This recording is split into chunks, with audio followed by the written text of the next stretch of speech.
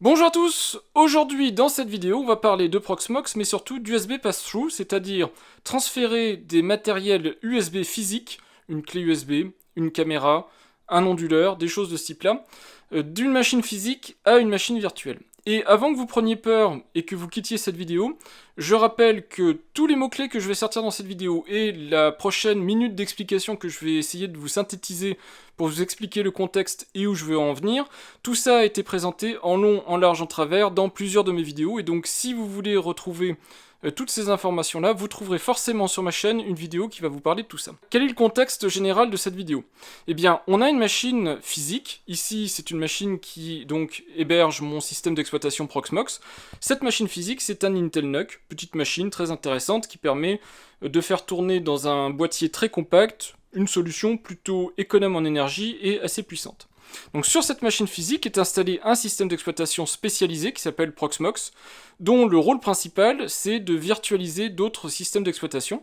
C'est-à-dire qu'au lieu d'avoir plein de petites machines que vous avez chez vous, vous avez une machine un peu plus puissante, et sur cette machine vous faites tourner plusieurs systèmes d'exploitation. Ici sur cette machine, et dans l'exemple en tout cas que je vais vous donner, j'en fais tourner principalement deux, mais vous voyez qu'il y en a un peu plus dans la liste. Les deux que je vais vous montrer, c'est un système de NAS, OpenMediaVault, dans la version OpenMediaVault 6, c'est-à-dire sous Debian 11, et puis Home Assistant, dans sa dernière version. Home Assistant, c'est le système d'exploitation qui permet de faire de la domotique. Et donc, vous avez comme ça des petits systèmes d'exploitation virtualisés, mais ils sont isolés, en gros, de l'environnement, donc de chez vous. C'est-à-dire que vous avez dans la machine ces systèmes d'exploitation qui tournent, qui sont fonctionnels, mais quelque part, même s'ils sont accessibles sur le réseau, ils n'ont pas accès aux capacités physiques directes de cette machine qui est là. Pour autant, je vous ai dit, on va installer un NAS et un petit Home Assistant, et vous avez peut-être envie de faire des choses intéressantes avec ces deux systèmes d'exploitation. Pour la domotique, en particulier, vous voulez peut-être discuter avec des produits connectés. Ici, je vous ai mis deux clés USB Z-Wave, donc si vous voulez faire par exemple du protocole Z-Wave, ça pourrait être du protocole Zigbee, ça pourrait être un autre protocole, peu importe. L'idée, c'est de donner des capacités Z-Wave à cette machine virtuelle Home Assistant. Mais la machine virtuelle Home Assistant n'est pas reliée directement sur du matériel physique. Et donc, l'idée de cette vidéo, c'est de vous expliquer comment on va transférer cette clé USB, une fois qu'on l'aura branchée sur cette machine-là, et on transférera les capacités de cette clé USB dans la machine virtuelle qui héberge Home Assistant. Pour le NAS, ici, je vais vous montrer deux exemples. Cette clé USB, que j'ai testée en vidéo, donc vous pouvez retrouver son test en vidéo si ça vous intéresse, c'est une SanDisk Extreme Pro, extrêmement puissante, extrêmement rapide. Si vous voulez que ce stockage-là soit disponible dans OpenMediaVault, et bien forcément, il va falloir la transférer au système virtualisé OpenMediaVault. Et enfin, dernier exemple que je vais vous montrer, c'est cet onduleur. Ici, c'est mon onduleur APC BackUPS Pro 1200S, donc un très très chouette onduleur. Cet onduleur, on peut le surveiller via une prise USB que vous voyez ici, qui va directement sur la machine physique, et on va transférer ce câble USB, cet onduleur en USB, on va le transférer dans la machine OpenMediaVault pour pouvoir surveiller sur le réseau les capacités de cet onduleur, voir s'il y a une coupure de courant, voir quel est son niveau de batterie, et prendre des mesures dans la machine virtuelle OpenMediaVault, par exemple, en cas de coupure de courant, pour mettre en veille cette machine, ou arrêter en tout cas les machines proprement. Voilà en tout cas ce que je pouvais vous dire dans l'introduction de la vidéo. Maintenant on va s'attaquer au vif du sujet. Je tiens à préciser tout de suite que cette histoire d'USB Pass-Through, c'est à la fois quelque chose de très facile et de très complexe. Quand ça marche bien et c'est facile à mettre en place. Par contre, quand ça ne veut pas marcher, quand il y a des soucis de droit, quand il y a des soucis avec des périphériques USB qui changent d'identifiant, des choses comme ça, c'est vraiment pénible et vraiment galère. Moi, je vous ai retenu du matériel standard qui fonctionne bien et qui va pas poser de problème, mais maintenant, si vous cherchez chez vous du matériel USB, peut-être que vous aurez des difficultés, que vous aurez besoin de demander de l'aide. Vous pouvez toujours essayer les commentaires, mais si c'est des cas trop particuliers, malheureusement, je pourrais pas vous assister plus que ça. J'ai un Discord, et sinon, vous pouvez aussi évidemment demander directement de l'aide sur les forums communautaires de Proxmox, ils sont là pour ça. Voilà, on va démarrer tout de suite, je vais vous montrer de toute façon, vous allez voir, c'est assez facile. Vous allez voir comment on ajoute les périphériques, et on va commencer tout de suite avec l'onduleur. Et puis on va faire aussi le stockage USB évidemment, et dans un deuxième temps on va faire la partie Home Assistant, donc la partie avec les clés Z-Wave pour la domotique. Alors évidemment je ne vais pas filmer à main levée, je capture l'écran qui se trouve devant vous, et dès que c'est nécessaire, dès qu'on a besoin de bien voir ce qui s'y passe, je vous mets la capture d'écran, ne vous inquiétez pas, et puis évidemment je garde la caméra pour vous montrer dans le détail comment je branche les différents périphériques, ce que je fais pour que vous voyez en même temps qu'est-ce qui se passe aussi matériellement, puisque c'est important de voir le pendant. Je vous ai dit, on va commencer tout de suite avec le plus simple, probablement en tout cas ce qui est le plus simple, c'est-à-dire la clé USB, la SanDisk Extreme Pro. Cette clé USB, je vais la brancher sur la machine OpenMediaVault, mais avant de faire ça, je vais vous montrer comment on détecte du matériel USB. Avec Proxmox, il y a deux possibilités, soit vous ouvrez directement ici dans la partie Shell et vous vous connectez donc sur Proxmox, mais via votre navigateur internet, première possibilité. Soit la deuxième possibilité, tout à fait équivalente, vous ouvrez un terminal et vous vous connectez en SSH directement à Proxmox. Les deux fonctionnalités sont strictement équivalentes. Moi je vais utiliser la petite fenêtre flottante SSH, mais honnêtement, vous pourriez le faire directement depuis le navigateur, c'est la même chose. Et les commandes à connaître, en tout cas la commande à connaître quand on est sous Debian, c'est LSUSB. Donc LSUSB qui va lister les périphériques USB. Donc si vous faites juste LSUSB, vous avez une liste à plat, et vous voyez ce qui est connu en termes de périphériques USB sur la machine. Et si vous faites LSUSB-T, là vous avez une vue hiérarchique, donc c'est à peu près les mêmes informations, mais vous avez la vue hiérarchique des périphériques. Alors dans cette vue hiérarchique, vous voyez qu'on voit le bus, donc ça c'est des informations qui sont similaires. Sur le bus 1, on voit qu'on a deux devices, donc deux périphériques, le 3 et le 1, on le voit ici, bus 1, device 3. Ici donc on a, c'est du Bluetooth, qu'on pourrait transférer aussi si on le voulait à une machine virtuelle pour qu'elle puisse faire du Bluetooth. Et on voit le bus 2, ici bus 2, device 1, device 1, on voit que c'est un concentrateur racine. Donc en gros ce que vous dit ces lignes-là, c'est que vous avez un concentrateur racine qui est le bus 2, device 1, concentrateur racine USB 3, et bus 1, device 1, concentrateur racine USB 2. Et vous avez en plus un produit USB, donc qui a été branché directement sur l'équipement USB de cet Intel NUC, qui est une clé Bluetooth. Alors évidemment, ce que je vous montre ici est spécifique à la machine sur laquelle je vous fais la démo, donc c'est cette Intel NUC. Si vous prenez une autre machine, si on avait fait la démo sur notre machine, vous n'auriez pas eu la même liste de périphériques. Et c'est pour ça qu'il faut que vous compreniez l'idée, et pas que vous reproduisiez bêtement les différentes commandes, parce que sinon ça ne marchera pas. Donc il faut comprendre comment ça fonctionne, plus que comment exactement je m'y prends moi ici sur cette machine-là, sinon vous n'arriverez pas au bon résultat. Une fois qu'on a vu ça, donc vous avez compris comment ça fonctionne, on va brancher cette clé USB SanDisk et vous allez voir ce qui se passe. Donc la clé USB, alors je pourrais la brancher à l'avant ici, on aurait de l'USB 3, ou à l'arrière, peu importe. Donc moi je la branche ici à l'arrière, on va juste refaire la commande ici LSUSB. Voilà, et on voit ici qu'on a bien SanDisk qui est apparu, et si je fais avec TRI, donc LSUSB TRI, vous voyez qu'on a bien sous le port, donc bus 2 port 1, donc c'est-à-dire sur le concentrateur USB 3, on a bien Mass Storage qui est apparu, donc c'est la clé SanDisk. Donc ça vous donne des informations. Vous voyez aussi le device ID qui est ici. Ce device ID, regardez-le bien, il commence en 0781, son identifiant est important. Donc ce qu'on va faire maintenant, c'est qu'on va vouloir brancher sur la machine OpenMediaVault que je vous montre ici, on va vouloir brancher cette clé USB. Alors malheureusement, je ne crois pas qu'on puisse faire vraiment du branchement à chaud. Si on veut faire du branchement à chaud, il faut pas faire de l'USB pass-through, mais il faut brancher directement le concentrateur, donc le connecteur PCI en gros, sur la machine, sinon je crois que ça ne marche pas à chaud. Mais en tout cas, je vais vous montrer, donc je démarre OpenMediaVault, et puis on va brancher à chaud l'USB, vous allez voir que ça ne fonctionne pas. On va redémarrer, et vous verrez ensuite qu'on aura accès à ce périphérique. Donc là, j'ai démarré la machine OpenMediaVault, vous voyez ici, dans le terminal qu'elle démarre. Voilà, je suis connecté dessus, on va dans Système, Stockage, ici, on va aller regarder les disques, et vous voyez que dans les disques, j'ai deux disques ici. Donc j'ai le disque système et un disque émulé pour du pseudo-stockage. On va aller brancher maintenant le matériel, donc on va dans Hardware, on va dans Add et on va dans USB Device. Dans USB Device, on va choisir ici Use USB Vendor Device ID. Moi je garde Use USB 3, donc utiliser l'USB 3 parce que c'est du stockage et j'ai besoin de vitesse, mais faites attention, dans certains cas ça pose problème.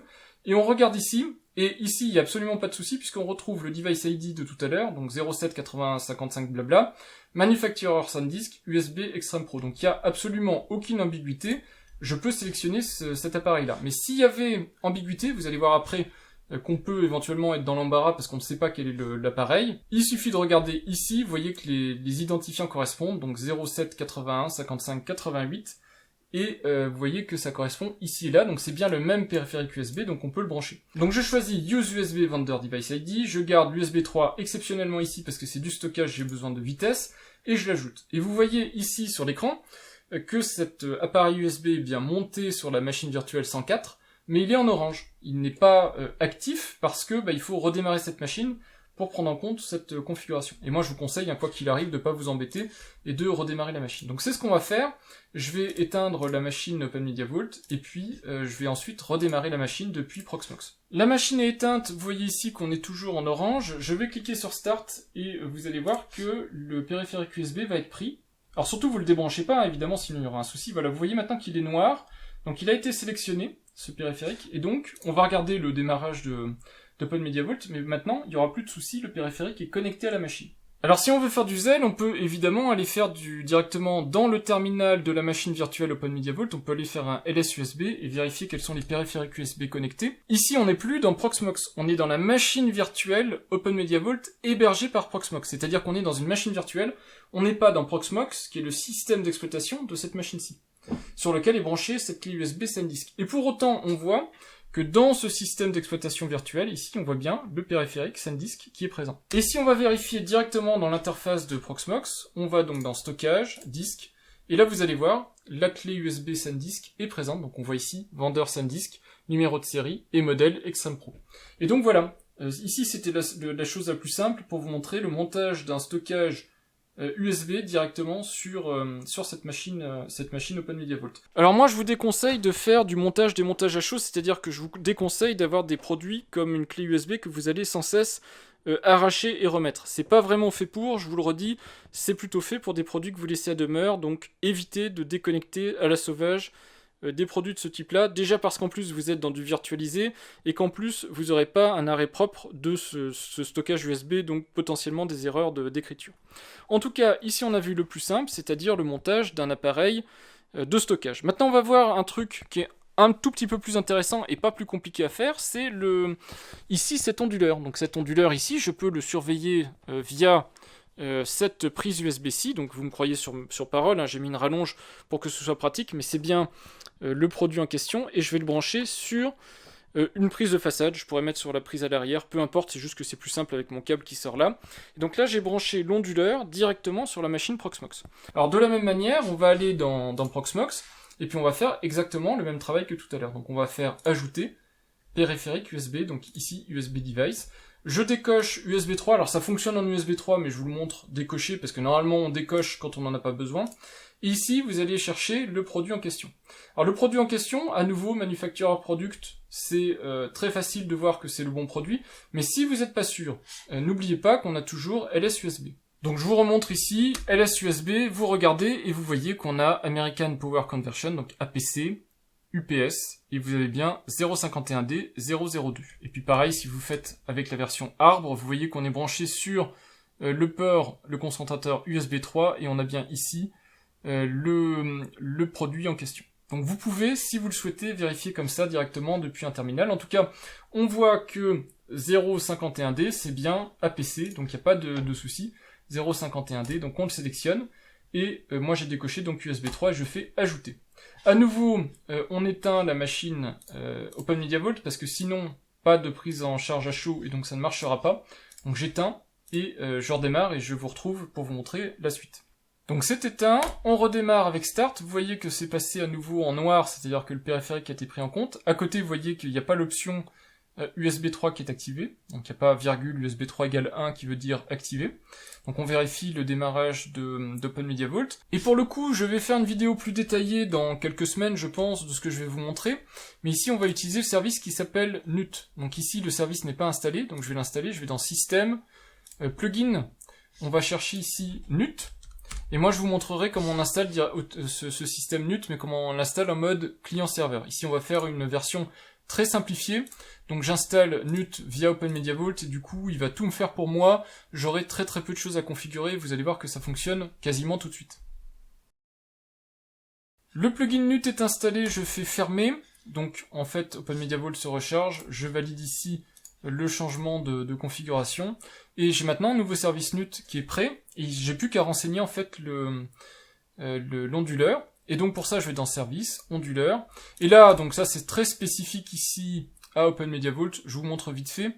Donc je laisse en autonome, on pourrait se brancher directement sur du réseau, mais ici l'onduleur il est directement branché sur cette machine virtuelle quelque part, puisque je passe dans Proxmox, la machine physique, je transfère le périphérique directement dans cette machine virtuelle, donc il est en autonome puisqu'il est branché, en fait, il est quasiment comme s'il était branché dessus. Ici, je vais pas l'appeler UPS, je vais l'appeler APC, juste pour vous montrer.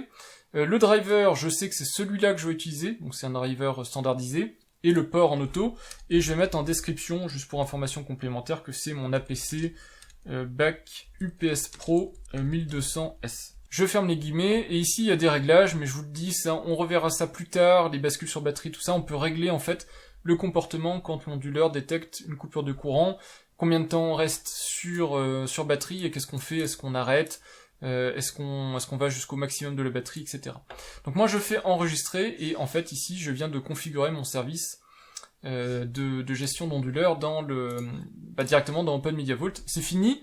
J'ai en fait fait le nécessaire ici, et maintenant mon NAS qui est pourtant virtualisé dans Proxmox, eh bien c'est gérer un onduleur. Alors évidemment j'aurais pu aussi faire gérer l'onduleur par Proxmox, ça aurait eu du sens. Ce que je vais vous montrer malgré tout, c'est que cette machine virtuelle, elle a bien maintenant conscience de l'onduleur, elle est capable de récupérer des informations. Donc je vais me connecter sur cette machine OpenMediaVault qui, je répète, est virtualisée dans Proxmox. Je vous ai expliqué comment se connecter comme ça très rapidement, j'ai fait une vidéo dédiée, donc normalement vous savez. Si je fais LS USB ici, vous allez voir que j'ai bien la clé SanDisk, et j'ai aussi l'onduleur. L'onduleur est bien présent ici. Et si j'appelle le service UPSC, ici, et que je lui précise le nom de l'onduleur, donc le nom de l'onduleur ici c'est l'identifiant, donc moi j'ai appelé APC, et puis je vous zoome un petit peu pour que vous puissiez bien voir, donc UPSC APC, et vous voyez ici que directement dans le système virtualisé OpenMediaVault, j'ai accès aux informations de cet onduleur. Donc je sais que la batterie est à 100%, qu'en cas de décharge, le niveau bas de la batterie ce sera 10%, et que les warnings vont être envoyés à partir de 50% de batterie. Je sais que la date de la batterie, la date d'installation c'est le 12 avril 2022, j'ai le nombre d'heures ou de minutes ou je sais trop quoi de fonctionnement, la tension de la batterie, la tension nominale de la batterie, la marque, le modèle, la référence de l'onduleur, le driver utilisé, vous voyez, j'ai toutes les informations nécessaires, et pourtant, je suis dans le système d'exploitation virtualisé, donc je suis pas directement sur la machine physique, mais dans une machine virtuelle, et j'ai quand même accès au périphérique USB matériel, qui se trouve donc en dehors de cette machine virtuelle. Petite information additionnelle, vous avez vu pour les gens qui ont suivi la vidéo que j'utilise intensivement la section Use USB Vendor Device ID. Donc ça c'est pour assigner un produit matériel, donc cette clé USB là en particulier par exemple, ou ce contrôleur Z-Wave en particulier, l'assigner à la machine virtuelle. Normalement c'est censé fonctionner quel que soit le port USB sur lequel le produit est connecté. Donc si vous avez le malheur de le déconnecter et de le reconnecter après sur un autre port, normalement, étant donné que son device ID est strictement le même, normalement le produit va être reconnecté automatiquement sur la machine virtuelle en question.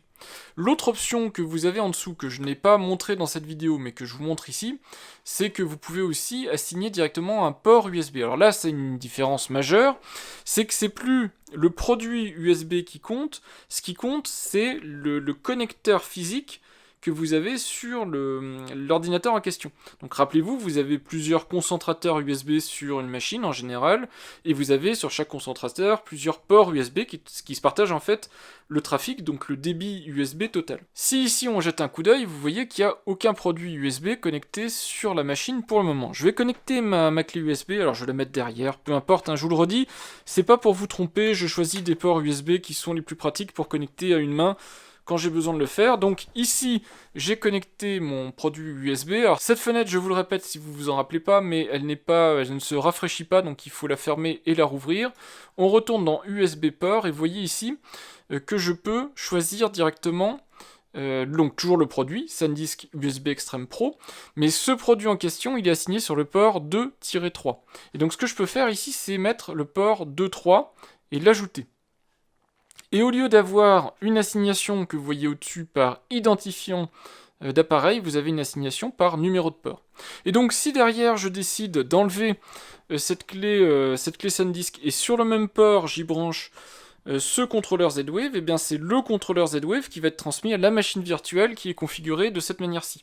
Donc ça vous permet comme ça de changer facilement d'appareil, puisque c'est le port USB, donc l'identifiant du port USB qui fait foi, et pas l'identifiant du produit. Et comment on s'en sort avec notre couteau suisse LS USB? Donc vous reprenez ici la liste des produits, vous voyez la clé SanDisk avec son identifiant, et vous voyez ici bus et device. Donc on voit bus 2, et puis vous voyez ici des petites informations. Et en général, il faut utiliser la version tri, qui est plus pertinente. Donc on voit que sur donc ma storage, il est ici, hein, c'est la clé SanDisk, on voit que sur le port 3, bus 2, on a bien le produit qui est connecté. Donc ce qu'il va falloir faire, c'est port 3 bus 2. Donc il faut en fait utiliser LSUSB pour récupérer cette information-là si vous ne la connaissez pas. Si vous la connaissez, bah, vous pouvez directement sélectionner dans Proxmox le produit en question et ça va le faire pour vous. En tout cas, voilà comment vous pouvez récupérer l'info avec LSUSB ou comment vous pouvez sélectionner dans Proxmox. Et donc vous pouvez assigner aussi un port comme ça directement à votre machine virtuelle. Dans certaines situations, c'est plus pratique. Dans d'autres, c'est moins fiable. À vous de choisir en fonction de ce qui est le plus adapté à votre besoin. Donc on a vu onduleur, on a vu clé USB, il va rester une chose à tester, c'est ce petit accessoire qui est une clé Z-Wave. Donc pour ça on va basculer maintenant sur une installation Home Assistant, donc on va passer sur de la domotique, parce que par exemple on veut avoir de la domotique en virtualisé, et on veut pouvoir, directement depuis son installation domotique, on veut pouvoir piloter des périphériques. Alors je vous conseille ce type d'équipement, ici c'est du Z-Wave, protocole, on va dire, royal pour faire de la domotique sans fil. Vous avez ici une clé qui est Z-Wave série 500, donc Gen 5. Ici une clé série 700, donc Gen 7, qui est plus moderne, mais qui a moins de fonctionnalités malheureusement. Ici vous avez une batterie intégrée, la possibilité d'inclure des périphériques directement sans être branché sur le produit. Ici par contre il faut connecter en fait la clé. C'est un contrôleur tout simple, on va dire. Ça, de toute façon, cette clé-là, je vous la testerai en vidéo dès que JDOM sortira le support du Z-Wave JS et donc du série 700. Nous on va utiliser cette clé là, donc je vais éteindre ma machine Open Media Vault, je vais brancher la clé et puis on va tester Home Assistant. Alors à nouveau, peu importe où on la branche, moi je sais que ça fonctionne aussi bien à l'avant qu'à l'arrière de l'appareil. Vous le mettez évidemment, ce type de produit, là où c'est le mieux en termes de sécurité pour pas que quelqu'un arrache le connecteur. Moi je le mets là, parce que je sais que ça fonctionnera et c'est plus pratique pour moi, mais bon, l'idée c'est que vous connectez donc votre appareil, ici ma clé contrôleur, je suis dans Home Assistant OS, et donc je vais faire exactement comme tout à l'heure en fait, il va falloir que j'ajoute un périphérique USB. Sauf que là vous voyez que je suis embêté, j'ai 2 périphériques USB, mais j'ai aucune idée, je n'ai ni l'identifiant, ni le fabricant, ni le nom du produit, donc j'ai aucune idée lequel je dois connecter. Alors il y a 2 manières de faire, soit vous voulez pas vous prendre la tête, dans ce cas-là, vous fermez ce panneau-là, vous retournez sur la machine, vous débranchez la clé USB, vous refaites ici votre ajout de matériel USB, vous observez ce qui est présent dans cette liste, donc ici vous voyez que j'ai 8087, donc je sais que c'est pas 8087, vous refermez ce panneau parce que malheureusement il ne se rafraîchit pas automatiquement, vous rebranchez votre produit, donc ici mon contrôleur Z-Wave, vous le rebranchez, vous retournez ici sur le panneau, vous faites ajouter, et donc forcément, on sait que vu que c'est pas 8087, on sait que c'est 0658. Sauf que je vous ai montré une autre technique. Vous savez que sur Proxmox, si on fait LSUSB, on va avoir des informations. Et si vous regardez LSUSB, vous voyez ici Sigma Design, IoTech Z-Stick Gen 5. Donc c'est évidemment le produit que j'ai branché qui est ici. Donc il n'y a pas de souci, c'est bien ce produit-là. Et vous voyez que son identifiant, c'est 658.0200. Donc ça vous donne 2 techniques. En tout cas, je suis sûr que c'est cet appareil-là, donc je le connecte, et pas d'USB 3, puisque c'est pas un appareil USB 3, donc j'ai pas besoin de me compliquer la vie, j'ajoute pas l'USB 3. Donc ici, le produit est connecté, je n'avais pas démarré Home Assistant, comme ça je suis tranquille, la première fois qu'il est démarré, ce produit va être pris en compte. À chaud, vous vous rappelez, ça va être en orange, tant que vous n'avez pas redémarré, le périphérique USB ne sera pas connecté à la machine. Donc ici, il est connecté dès le départ, puisque de toute façon, la machine était éteinte au moment où je vous fais la démo. Donc je laisse Home Assistant démarrer, ça va prendre même pas une petite minute, et on va se retrouver sur le portail web de Home Assistant, et puis je vais vous montrer que maintenant, je peux installer du Z-Wave très facilement. Home Assistant est démarré, je me suis connecté directement dessus, je vais installer maintenant le plugin Z-Wave JS, donc le plugin qui est nécessaire évidemment pour derrière faire du Z-Wave et donc pouvoir dialoguer avec d'autres périphériques en fait Z-Wave via ce contrôleur Z-Wave qui permet donc de dialoguer avec ces périphériques Z-Wave. Sur Home Assistant, c'est assez pratique, j'ai juste à faire ajouter l'intégration, j'ouvre le lien. Ça me demande si je veux le configurer, je fais oui. Là, ça me dit que ça a détecté un produit USB, et vous regardez à nouveau l'identifiant qui est ici, 0658.0200. On reconnaît bien le périphérique en question, qui était la clé Z-Wave. On n'a pas son nom, toujours pas, Mais normalement, c'est ce produit-là, puisqu'on reconnaît l'identifiant USB. Donc on le sélectionne, on dit oui, je veux celui-là, donc on fait soumettre, et on laisse l'installation du plugin. Donc ici on est dans Home Assistant, dans JDOM, hein, évidemment, qui est une autre solution de domotique, ça se passerait autrement, mais c'est le même principe général, installation, et ensuite utilisation. Alors ici, il y a quelques configurations à faire pour la partie sécurité. Moi, je laisse tout par défaut comme ça. C'est Home Assistant et le plugin, donc ZWaveJS, qui va faire le nécessaire. Je fais suivant. J'attends le démarrage de la pile ZWaveJS, et dans quelques instants, vous allez voir que la clé USB va être reconnue. Voilà, on voit ici la clé USB. Alors maintenant, elle a un vrai nom, c'est bien la ZW090 Eon Labs Z-Stick Gen 5. On voit que c'est les caractéristiques du produit dont je vous ai parlé en fait qui est ici. Donc c'est bien ça. Je l'assigne à une pièce, mais c'est juste pour le principe, hein, puisque en soi, on va pas aller plus loin dans la vidéo. C'était juste pour vous montrer que ça fonctionne. Donc on a bien une intégration ZWaveJS ici. On a bien donc la clé qui est reconnue avec son firmware et tout ça. Et donc je suis dans Home Assistant virtualisé. Et virtualisé dans Proxmox, on le voit ici. J'ai bien Home Assistant OS virtualisé. Et pour autant, j'ai une clé Z-Wave qui me permet de discuter avec d'autres produits Z-Wave. Alors je vous le redis, hein, ça pourrait être du Zigbee, un autre protocole, peu importe. C'est juste un produit USB qui me permet de discuter de manière matérielle, donc ici en sans fil, avec d'autres produits, qui est connecté en physique sur une machine, qui, elle, fait passer le périphérique USB à une machine virtuelle qui peut l'exploiter pour être utilisée. Et donc pour être exploité ici à des fins de domotique. Voilà, donc toute l'idée de cette vidéo, c'était de vous montrer ça. En soi, la chose n'est pas nouvelle, la chose n'est pas extraordinaire, hein, mais pour les gens qui se lancent dans ces sujets-là, que ce soit du NAS, de la domotique en virtualisé, c'est important de savoir qu'on peut transférer du matériel physique aux machines virtuelles. Ici, je vous l'ai montré avec de simples machines virtuelles. Vous voyez ici, donc c'est le principe des criers de VM là-haut de Proxmox. Je vous ai parlé aussi de conteneurs, donc j'ai par exemple JDOM en conteneur. C'est à peu près le même principe, mais c'est un peu plus compliqué à mettre en place, puisque vous avez besoin d'ajouter des ressources, et des ressources en USB, c'est plus compliqué. Donc je vous le montre pas dans cette vidéo-là, parce que là, ça nécessitera un petit peu plus de trafiquer quelque part avec des fichiers de config. Ce qu'on peut faire aussi d'ailleurs, quand on va directement dans Proxmox, vous voyez qu'on peut aussi ici bidouiller les périphériques USB dans un fichier de config. Et ben, on peut le faire aussi avec des conteneurs, mais ça c'est plus compliqué, donc je laisse ça dans une potentielle future vidéo. Je pense que là vous avez vu l'essentiel de ce que je voulais vous montrer. On a une machine physique, un serveur, peu importe, qui virtualise plusieurs systèmes d'exploitation. On y branche dessus le matériel USB qu'on a besoin, suivant ce qu'on fait.